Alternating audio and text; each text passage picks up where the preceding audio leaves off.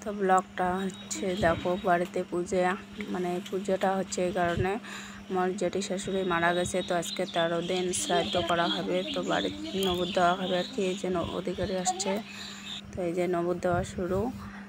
আর দেখো এদি মোর পর আর আমার বেটার যে পাত্র সাজছে তুই জানে, মানে আজকে পূজাতে আঁকড়ে পাত্র সাজিয়ে, মানে এই দেখো দুইজনে পাত্র সাজিয়ে গেছে, তো পূজা করিতে হচ্ছে আর কি, শান্তি হবে এলা।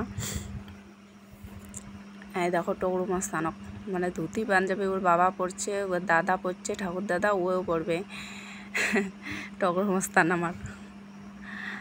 তো কেমন লাগেল বেটাক? এই দেখো পাত্র, মানে বোধহয় এলাই বোধহয় বিয়ে করে যাবে বোধহয়, পাত্র সাজে গেছে। তো পূজা হওয়া যাচ্ছে আর কি।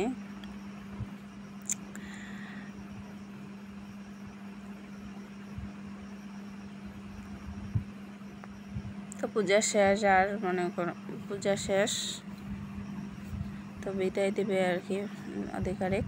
তাই দেখো বিদায় নিয়ে চলে যাচ্ছে, বিদায় দেবে।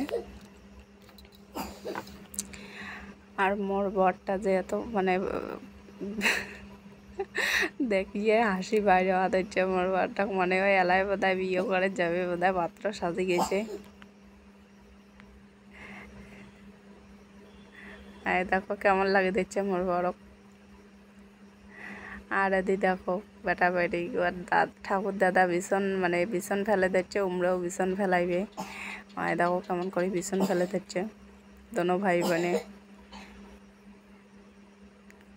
তো ভীষণ ফেলে তো বাড়ি চলে আসি, লালা বলে আম খাবে, আর দেখো আম খালে দিচ্ছে।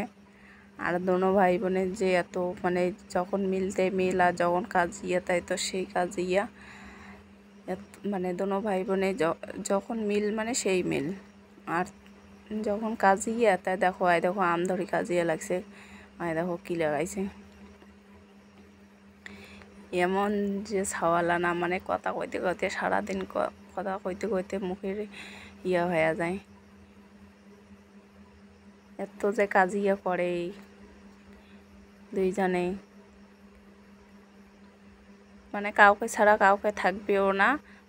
মানে দিদি কোটে গেলে ভাই জিজ্ঞাসা করবে দিদি কোটে, ভাই যদি কোটে যায় তাহলে দিদি কবে ভাই কোটে।